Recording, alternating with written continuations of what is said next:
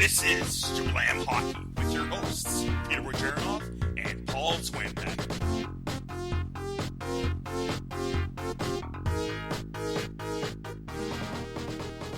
Welcome to Slam Hockey, folks. I'm your host, Peter Wojcicki, and I'm with Paul Swinbeck. How's it going, everybody? Peter, what's up? Not too much. Happy I got to go to the gym today. I'm surprised that it was open, but again, they have their certain hours. It was closed by like 8 p.m., so I was like, I gotta make sure I get there by 8 p.m. And I'm kind of happy about that, and I'm getting my speed better. I'm getting better times, so I'm kind of happy about that. Nice. How about you? How's everything going at home? Pretty good. We're pretty tired. We're wearing me out quite a bit. I'm probably not going to be very excited talking today, but trying to fit in some hockey while I'm taking care of the baby. But yeah, we're doing pretty good. Nice, good. Did you already get some skates lined up for her and get her suited up yet? Or No skates. Haven't suited her up yet, but come on, it's already like what, 30 day 7 or something, isn't it, or something? Yeah, day 8, and she watches hockey with me, so that's cool. That's good. That's wicked. Cool. We got another hockey fan. All right, perfect. Let's get into it. First, again, if you haven't been to our website, go check it out, jablamhockey.com. We're still on Facebook. We're updating that as well with all our stuff.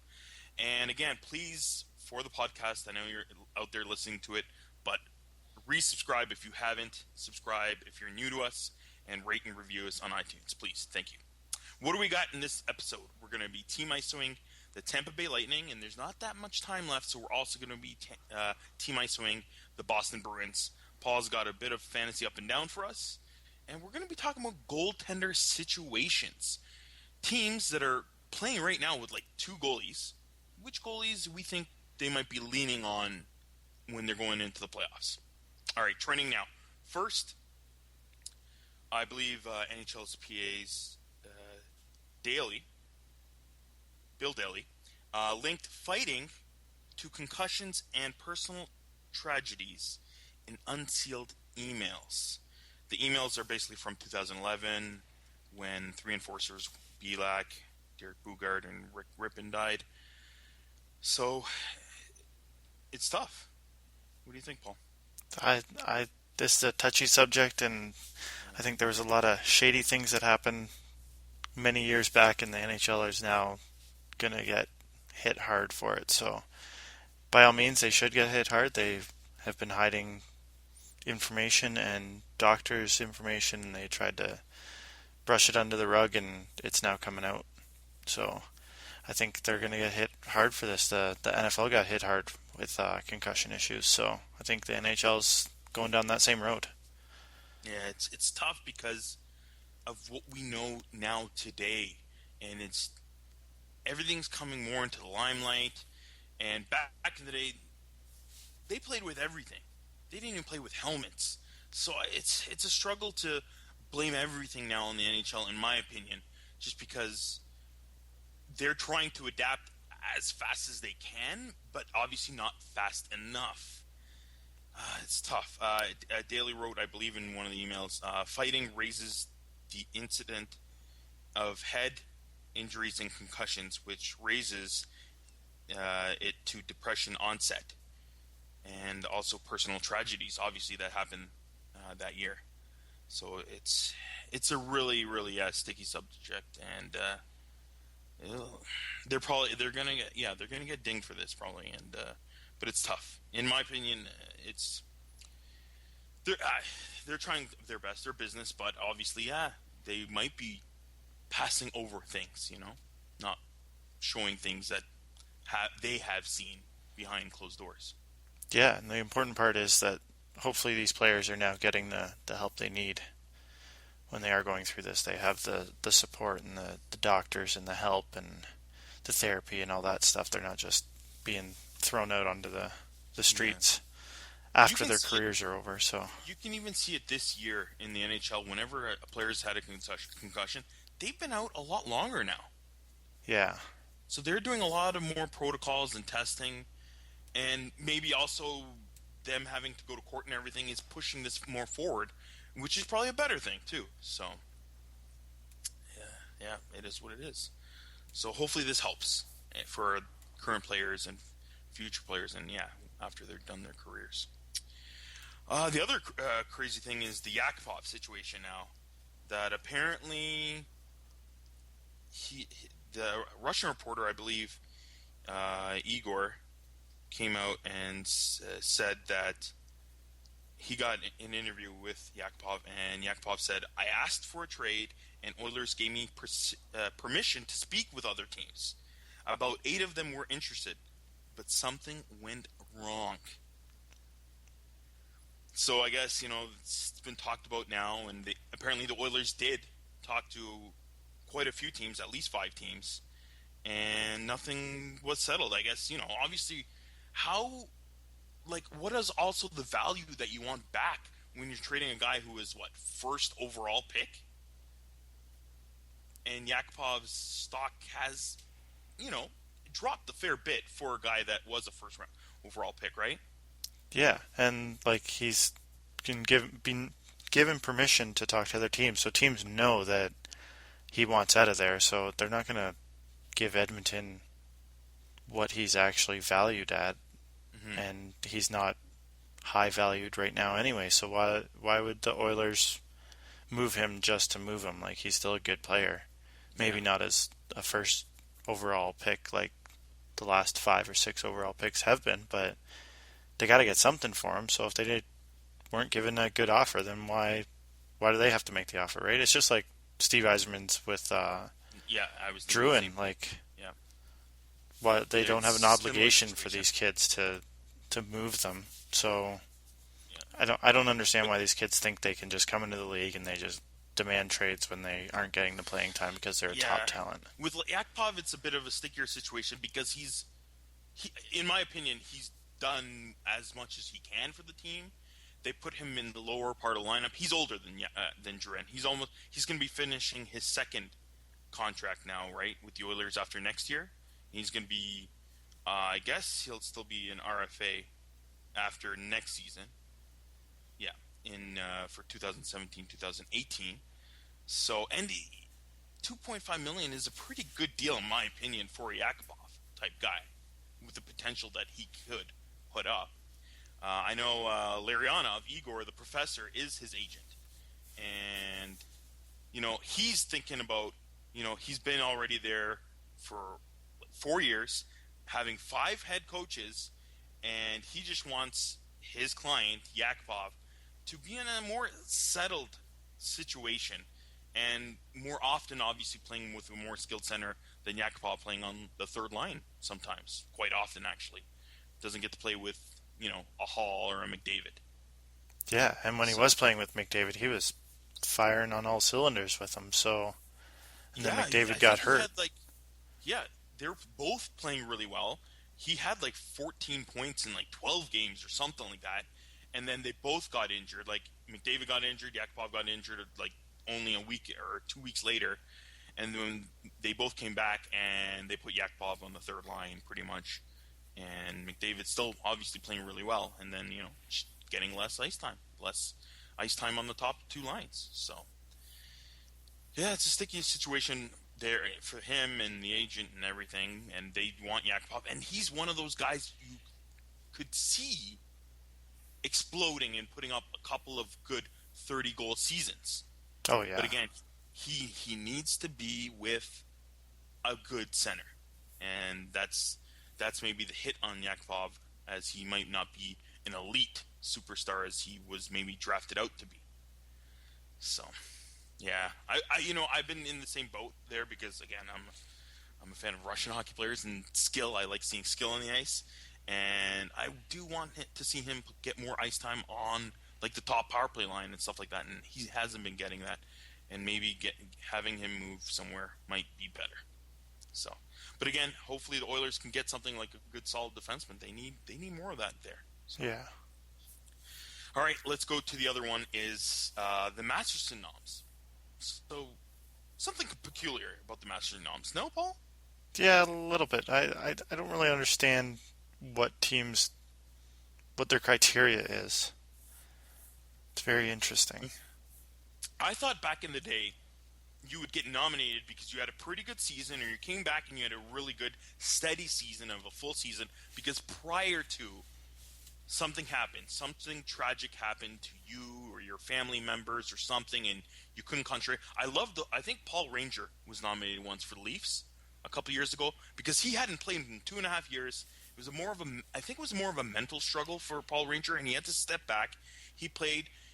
He was coaching, I think, like junior hockey in Ontario, and then 2.5 years later, he comes back to NHL, and he played a full season with the Leafs, and that was great. He was just steady on the blue line, nothing crazy, nothing special, but that's very deserving, in my opinion, as well as guys that go through thick and thin injuries or are very old. Like, I didn't look at Florida, but it would have been interesting to see maybe Yager on there, just because he's been through so many years, and he's still playing so well.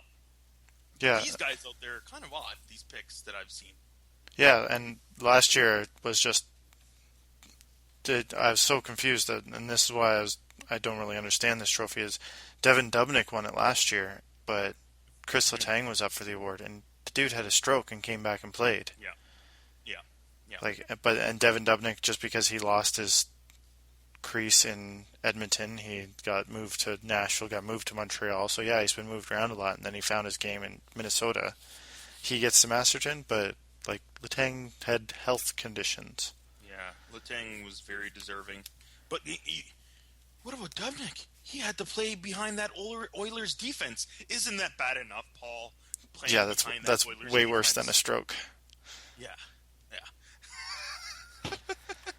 Anyways, moving on to this year's, Shane Gostisbehere, as people like to call him, Ghost Bear. He's nominated for Philly. They nominated. I think that's a bit odd. In my opinion, I think they're maybe nominating him there. Obviously, he had a torn ACL. He missed a few, like the first month, 2 months or so. But is it because he doesn't have a good chance to maybe get nominated for the Calder, and that's another way for him to get something by being nominated for the Masterton? I don't know. I'm just putting that out there, but it seems a little peculiar to me. I don't know. Maybe the injuries was very long. I don't know, but it just seemed like it was only the early part of the season. So, and then the other one is Ryan O'Reilly, nominated. Why? Paul? Because he crashed his truck into a Tim Hortons in the summer, and now all of a sudden he's from that? Yeah, now all of a sudden he's playing decent hockey. That doesn't make any sense.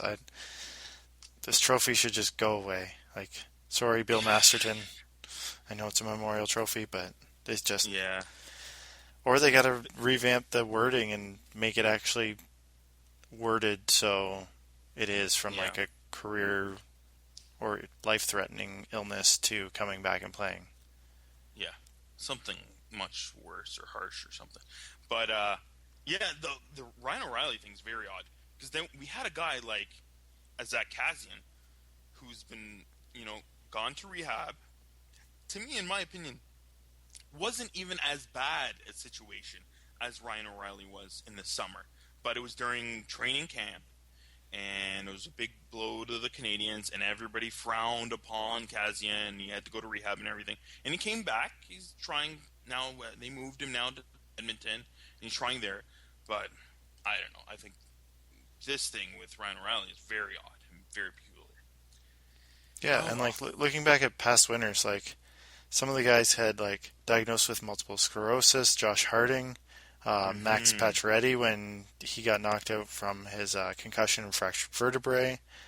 Ian LaPerriere was diagnosed with post-concussion syndromes. And these guys all come back to play. And then it's like Dubnyk just had a bad year or a bad couple of years and got traded, and now he's helped the Wild into the playoffs, and that's why he gets it. It's like that. It doesn't equal out. It doesn't seem right. Yeah.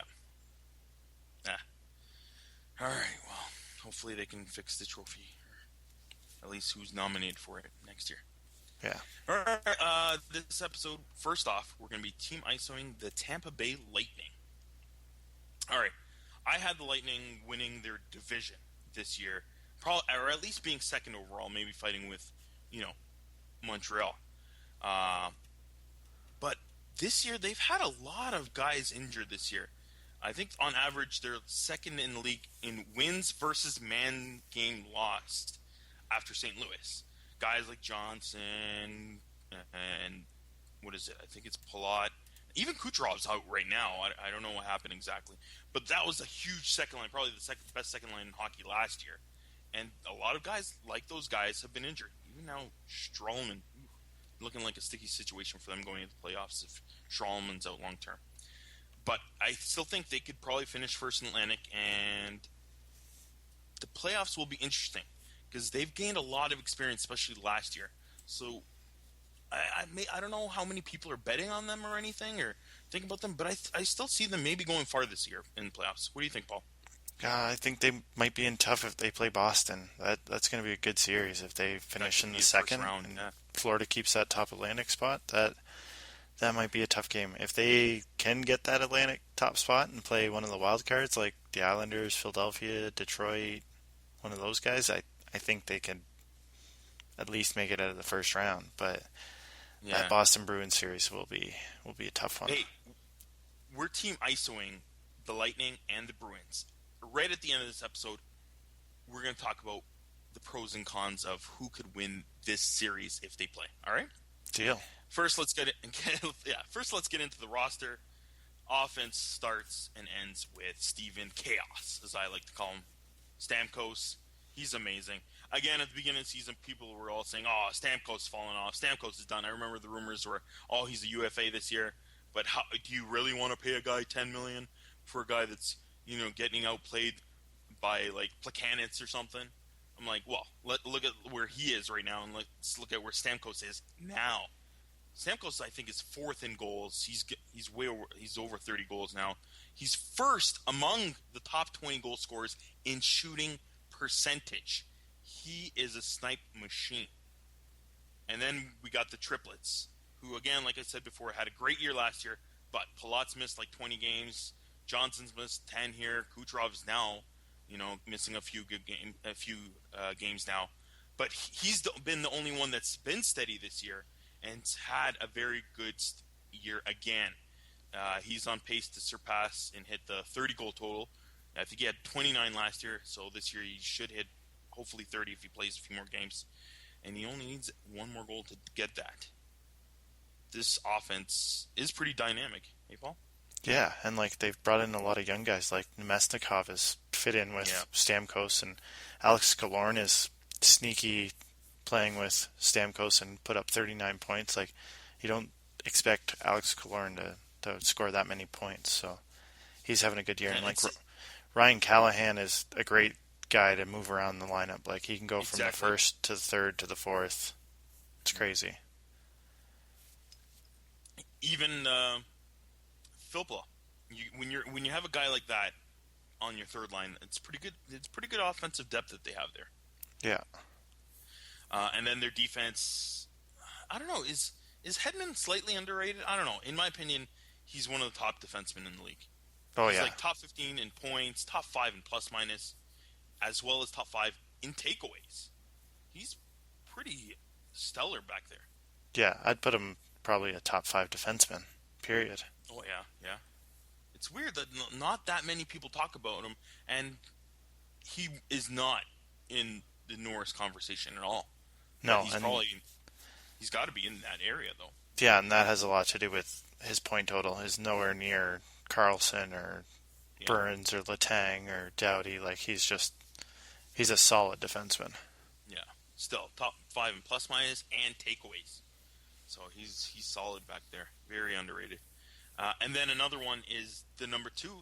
He was a favorite of mine on the Leafs, and I still can't believe. I think it was JFJ that traded him for a 6th rounder. I could kind of see that he had some skills. A very steady, silent Swedish defenseman again, in Anton Stralman. He's having another solid year with 34 points. He's doing very well with plus minus, and he's eating up a lot of big minutes versus top lines on the opposition. So he's pretty good back there too. Yeah, and losing Stralman is huge. If they lose him for the entire playoffs, I think he's slated to come back in late playoffs if they go that deep. But that's a big It's a Big. big hole Yeah. because I don't know.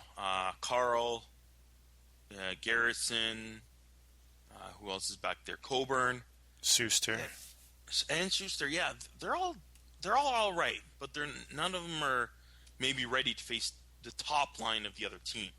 Yeah. So if Stralman's out for that, then that'll be tough for them to fill that hole. Yeah. I I think think Schuster is right now playing more with Hedman, so that's tough. We already Yeah. talked about him doing well, being named to play in the World Cup on, I think it was probably Team Europe or whatever, but it's going to be tough. Yeah, and then their goalie is just Ben Bishop is having a phenomenal year. He's Yeah. unbelievable. He's definitely in the Vezina talk right now.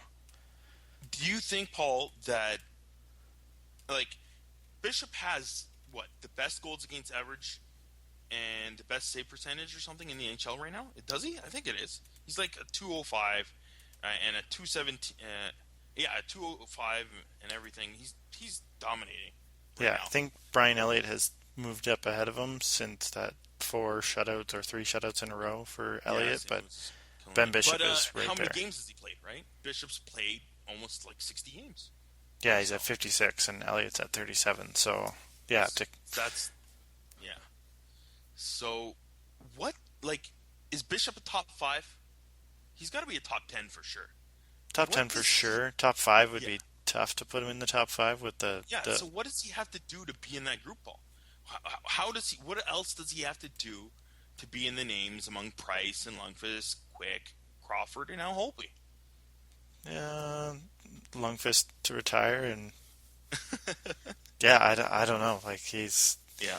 If Tampa Bay somehow magically goes to the finals again and maybe wins the cup, he's got to be a top 5 then automatically.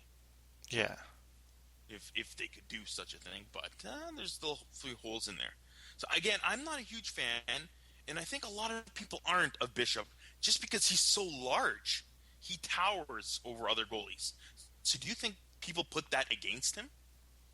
Yeah, I don't know. But and even if he did make a deep run, like look at Corey Crawford, he's definitely underrated, and he's won how many cups? So I don't think if Bishop won a cup, I don't know if that would bump his stock up anymore. I think it's just It would. more and more years of putting consistent years together. Like Lundqvist is so consistent. Like he just goes out and puts down numbers that are near the same every single year, no matter what his team is. So, All right. Well, we'll see. We'll see what Tampa Bay does this playoff. Prospects, Paul. What do you got for us? they got one of the best prospects in any prospect pool, Braden Point. This guy is good. He's had an injury-riddled year in junior this year, playing for the Moose Jaw Warriors. He's second in scoring behind Dryden Hunt, who was just recently signed and undrafted by the Panthers. So, yeah, he's putting up a pretty good year. He's probably going to go deep into the WHL playoffs this year. So, yeah, Braden Point is definitely a top prospect on any team. Yeah, and do you think he'll be like a top first line guy within 3 to 4 years? That's the only question I have on him. I think for sure he's going to be a top 2 line guy, but I don't know if he's capable of being like a top first line guy for sure, and within 4 years. Well, it really depends on if Stamkos gets shipped out. Mm-hmm. Like, I don't think he's going to be better than Stamkos. Yeah.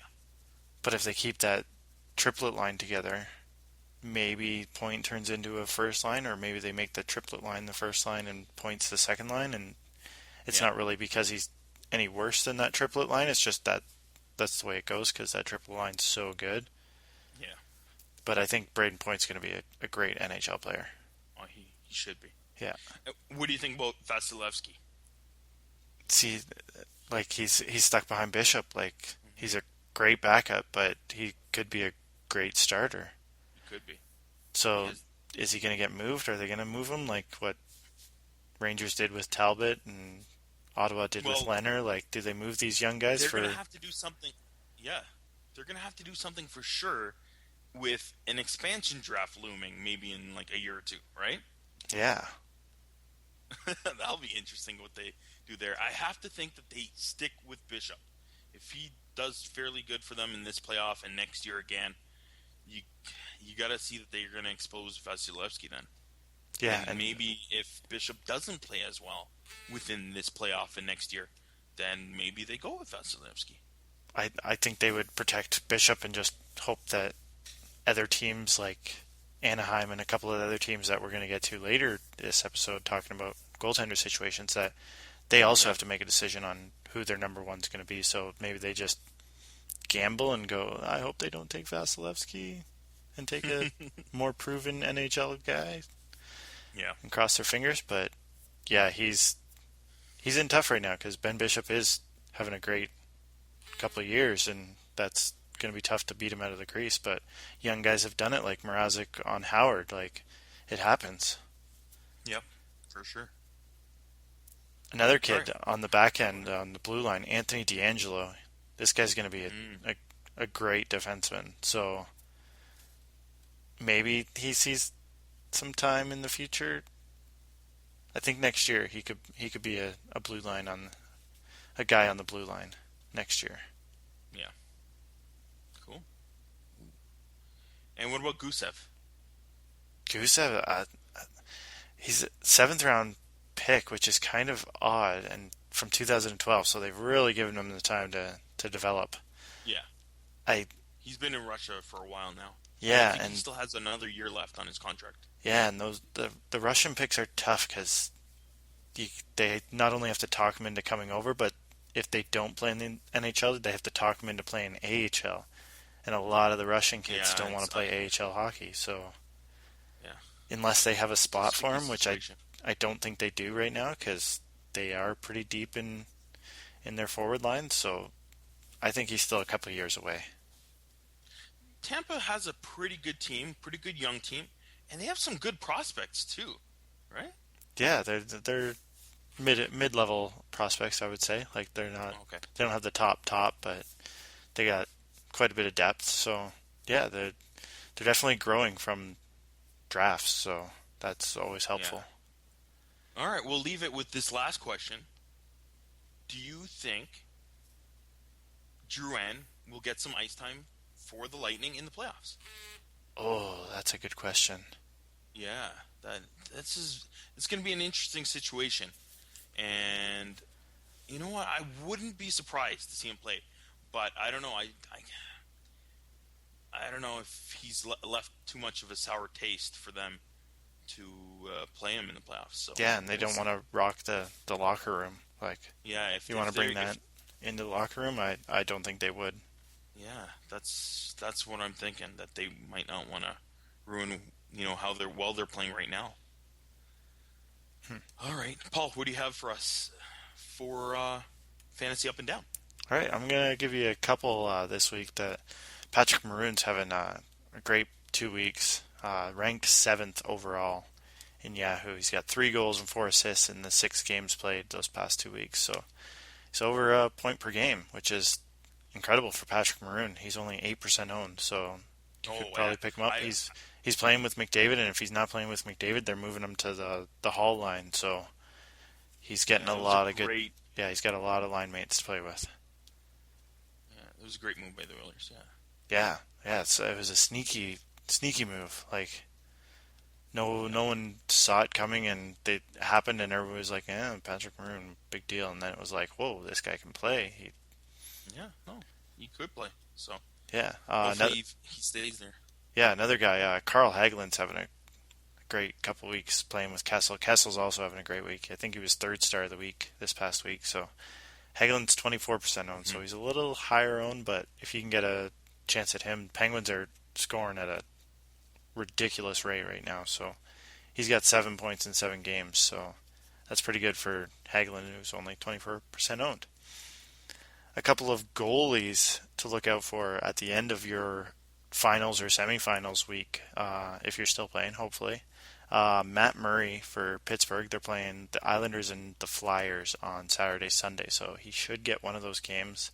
Not a really good matchup. They're going to be pretty important games for the Penguins, but if you need a start and a quality start, Matt Murray definitely has a lot of quality starts. So That's one guy. Philip Grubauer for the Capitals. He's 7% owned. They play back-to-back Friday, Saturday. So if you just want to rotate goalies through, just pick up Grubauer for Friday or Saturday, and hopefully Murray can play Saturday or Sunday for you. So that'd be a great move because Capitals play Colorado and Coyotes on that Friday, Saturday. So those are great matchups for the Capitals.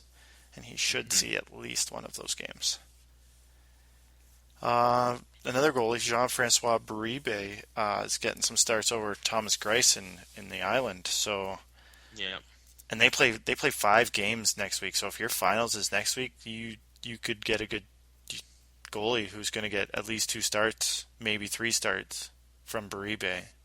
So they play 2 back-to-back sets next week. So if you're looking in the long run, I know this long run is only a week away, but your finals might be next week, and Baribe could help you this week and next week to win that championship. So I know a couple of my leagues I'm looking to pick him up.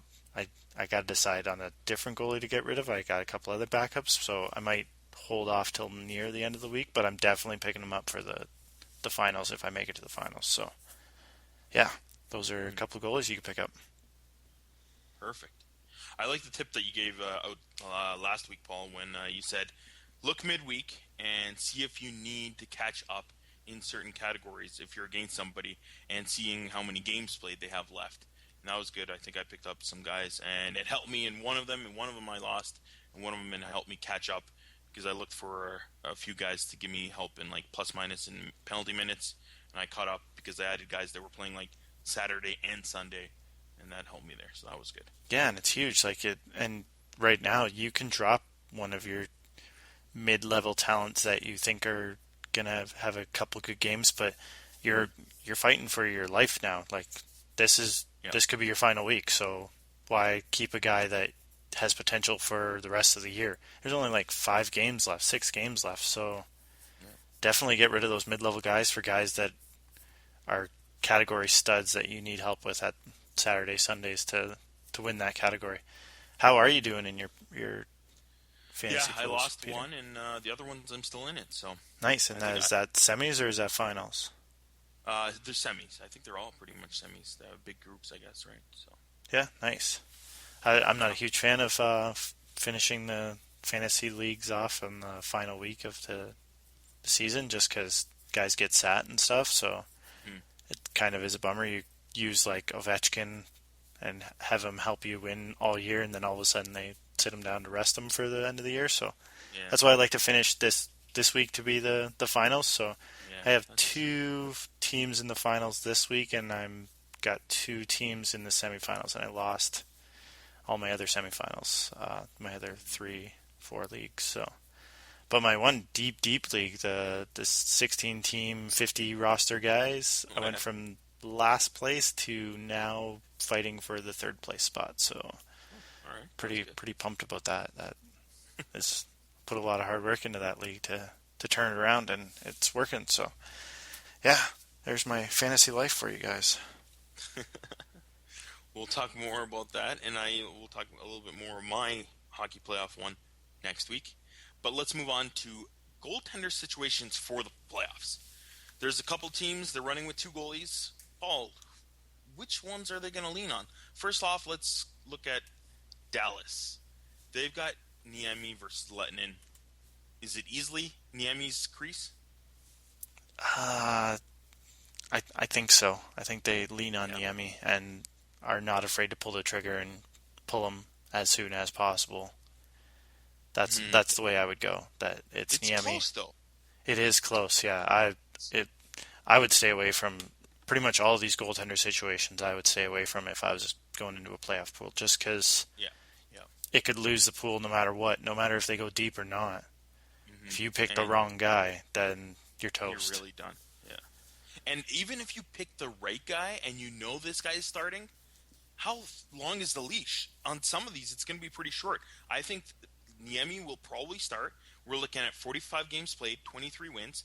Letting 5 games less, 22 wins. 1 win less, right? Yeah. So the leash is pretty short, I think, on Niemi. If Dallas loses the first 2 games, or Dallas plays horrible in the first game, do you not think Letnin's playing the next game? Oh yeah.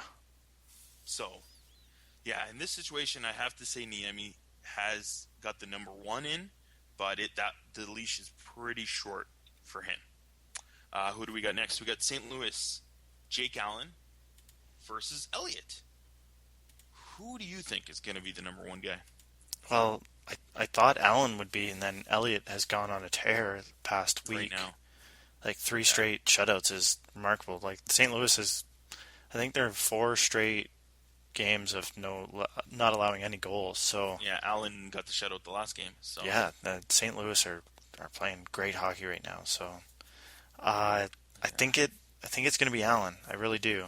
But again, I wouldn't, if I'm playing a playoff pool, I'm not touching these guys. Like the Blues could go deep, and I will sacrifice not getting a goalie that's going to the semifinals or finals, and because if you take Allen and Elliott fires off 3 shutouts, like what do you do? Yeah, that's what I'm thinking. Right now, it's 50-50 in my opinion.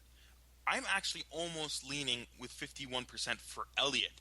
I think you got to wait till the end of the playoffs and see who's played the last 2-3 games to see who takes it.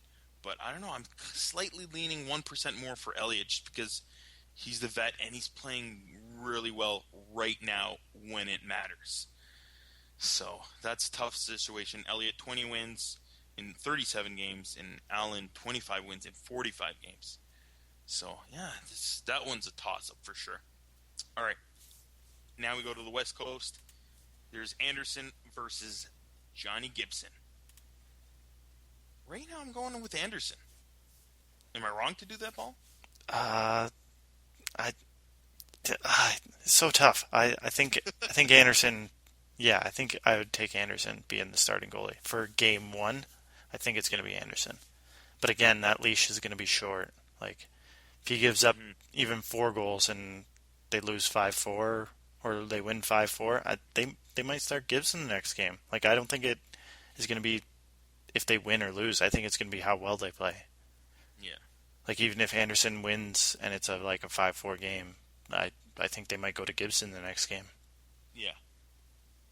I think you're kind of right about that. That depends how they play specifically because Anaheim's a good team. So even if Anaheim wins a couple of games in a row, but they feel that their defense or their goaltending wasn't up to par, that they could go with the other goalie. So yeah, I think Anderson has the edge, but Gibson could come in at any time. Here's the big question now. The San Jose Sharks. Martin Jones, isn't he considered one of the better goalies this year? He's 3rd in wins in the whole league. But are they giving the slight edge to James Reimer right now? I don't think so. I saw you write this down and I was like, really? I didn't even think it was a controversy. Really? Yeah. I don't know. I think hasn't Reimer been playing quite a bit lately? No, he's playing 1 of every 3 games. There was a stretch when he played a couple of games in a row, though. Yes, he did. And there was after Martin Jones had a bad 2 straight games, I think. But I think it's going Jones 2, Reimer 1, Jones 2, Reimer 1.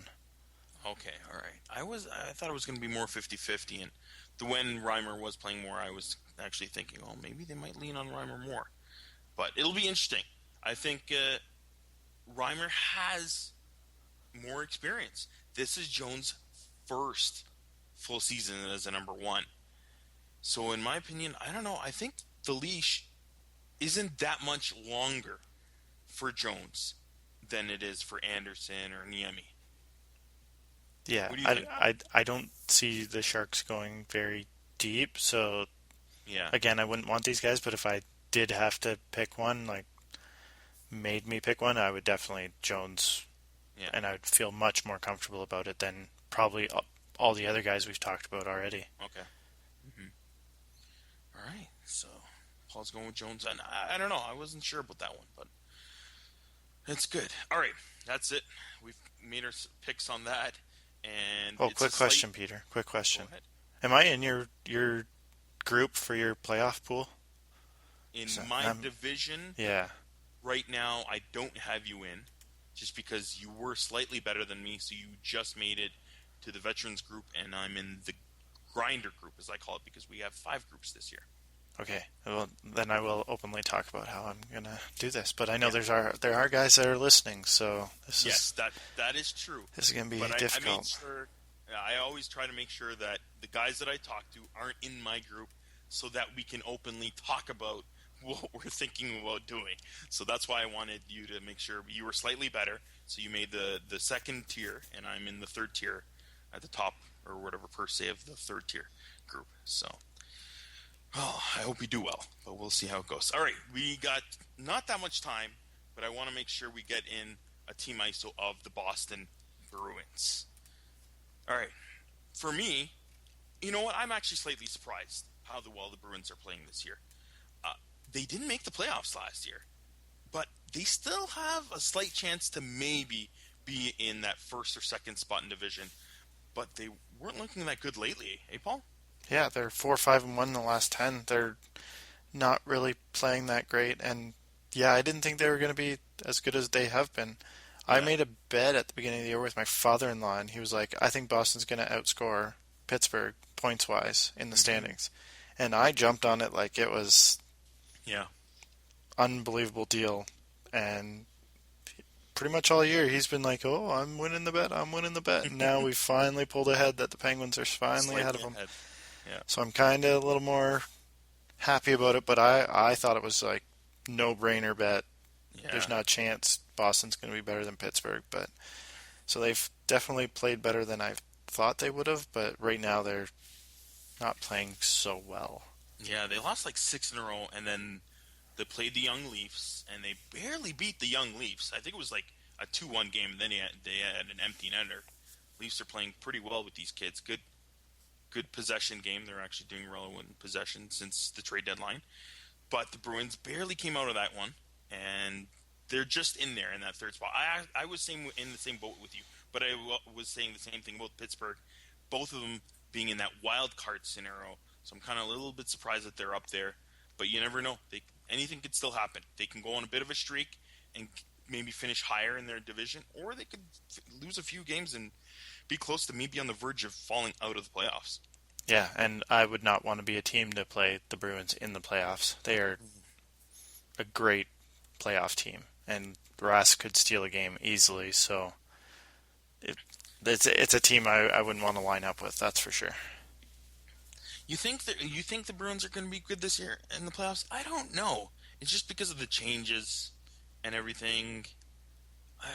Krejci hasn't been as solid as I want him to be going into playoffs as well. No, but I think Bergeron just takes his game to another level and carries guys, and as much as he's not a flashy goal scorer, and he just plays a solid game, and he definitely leads in that locker room. So whatever he does, the Bruins do. So, and he's going to raise his game. Definitely going to raise his game.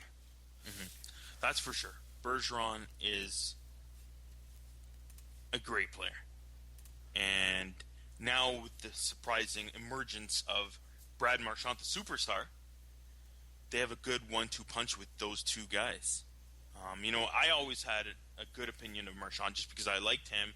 I liked his tenacity, his aggressiveness, and he has skill. It was always noticeable. But this year, his nastiness has been put more on the side, and his skill has really been shown. And the little ball of hate is having a great season. He's still up there. I think he's like 7th in goals in the whole NHL. Yeah, he's got 34 goals. That's impressive. So, and again, with Bergeron's help, and he's such a good two-way player. Marchand's a decent two-way player as well. He comes back. They've really helped launch the Bruins back into maybe that contention spot. So, but I don't know how good their depth is on this team. That's my opinion, a little bit of a question mark. Even on D, Char's getting a bit older, and Krug's, in there. So they're very good. They're top 30 in maybe points among defensemen. And Boychuk's a pretty good defenseman. But, I guess, I don't know. Millar in the back end, I don't know. They're a bit younger. They're not as experienced. they weren't that good, like last year, and it showed. So I don't know. I still think they have a lot of holes still in this Bruins team. Wait, did you say Boychuk? Yeah. Boychuk's not there. Oh, because I still think he's there. You think Adam McQuaid? Maybe? No. Okay. No, I still think Boychuk's there. I'm totally lost. That's what. See, they even have holes of Boychuk leaving last year. Yeah, and like Seidenberg's really fallen off, and Yes, I that's what thought I'm Colin Miller was going to be a whole lot better this year. I thought he was going to take the next step. They picked him up from the Kings, and I thought he was going to be better, but he's hasn't really shown much. I'm not that impressed by him this year. Well, that's what I'm trying to say. That they don't have the depth, and yeah, Boychuk has moved on, and then you're playing with Miller and Millar and McQuaid and some of these other guys, and now Lyles is there. Hopefully, he can help them. But I still don't even think Lyles is a good, 4 or 5 defenseman really anymore either. He's a bit older. A lot of these guys are getting old, especially Chara. And I'm actually still surprised Chara is playing almost 25 minutes a game because he is a step slower than he was even 2 years ago. Yeah. Well, last year he slowed down because he was majorly injured. He had so many injuries last year, and everybody ripped him apart for being slow, and he's getting old, and he is getting slow and old, but you have to pretty much write off last year. He was so injured that I think he's kind of found his game again. He hasn't found that offensive game that he was so known for, but he's not getting as much power play time either, so that offense is going to drop off, and I think he's still having a pretty decent year for the age that he is. Yeah, that is true. He's still playing good for his age, but a guy, especially at his height and his weight, it takes a toll on you. The full season, his age now, so it's going to be tougher for him. So I don't know. I think a lot of good things have to happen for the Bruins to get further into the playoffs. So a lot of guys will need to step up, and you need consistent scoring. And I don't know if they can get that outside of Bergeron, Marchand, and maybe even Louis Eriksson. I don't know how. I don't even expect Louis Eriksson to be putting up, a couple goals each series if they go further. Yeah. So who do you think will match up better now? We've talked about the Bruins. We've talked about the Lightning before. Bruins versus Lightning. If they play first round, you're giving the edge to the Bruins, right? Yeah, I think Bergeron would be able to shut down either Stamkos or the triplet line, and I think it would change from who's playing hot. Like if Stamkos goes cold, then he'll be playing against the triplet line. Mm-hmm. And I think Krejci is turning into a better two-way player than everybody thinks he is. So I think the edge goes to the Bruins. Mm-hmm. I would give it to him. Bishop's having a great year, but Rask can turn his game on big time. In a 7-game series, I think I would rather have Rask than Bishop. In 7 games, yeah, I guess you might want to give an edge to the Bruins. But again, Tampa Bay, I don't know how much home ice is at advantage, but I think they might have an advantage for that a little bit. But I don't know. I still think with the speed and the youth of the Lightning, I think they got the edge, in my opinion. It's a toss-up between you and I guess. You're going more with Bruins, I'm going with Lightning. But I just feel that the Lightning can find another gear, and then they could still find that in the playoffs and go further. I know even Stralman might be out, and they might not have Stralman, and that's going to be a hole on their back end. But offensive depth, Tampa Bay has it, and if that means something, I think they can be better. And if you look statistically with Krejci, this is a big question mark of him. He's either really good, or like stellar good, or either pretty invisible when it comes to the playoffs. If you check out his stats, he's had really good or really bad years in the playoffs. So that will be, in my mind, that will be the big question mark for the series and for the Bruins in this playoffs. How well Krejci plays in the playoffs. Yeah, if he has a bad playoffs, then the Bruins are going to be in tough. He definitely needs to bring his A game. Yeah. So I'm going to put it right on that. I'm going to put it on Krejci. If Krejci can put up that, .8 points per game or higher, then and does well plus minus as well on the back end, then they'll do fine and they'll beat Tampa Bay. But if he doesn't, I think Tampa Bay will easily win. Well, looking at his playoff stats, it's every other year. 2010-11, he had 23 points in 25 games. Yep. 11-12, 3 and 7. 12-13, 26 and 22. 13-14, 4 and 12, and they didn't make it last year. So he's due for a good year. Maybe it is. I've noticed that because of the hockey pool. Even like 2 years ago, I was like, wow, he's either really good or he's really bad. He's interesting. So I'm a fan of Krejci, but I don't know if he has it in him for this year. But we'll see. Maybe it is. Maybe he's due to have another good year. So we'll put it up that. That's it for this episode. Next episode, we'll see what we do. We're probably going to team ISO another team. Paul, who haven't we done? Florida Panthers we have, right? Florida Panthers were number 1. All right. So then we have to team ISO the Chicago Blackhawks. All right. Next episode, we'll be team ISO the Chicago Blackhawks. And we'll have other exciting things for you as well. We probably will do a compare as well next episode. Okay, we'll see you then, folks. Bye.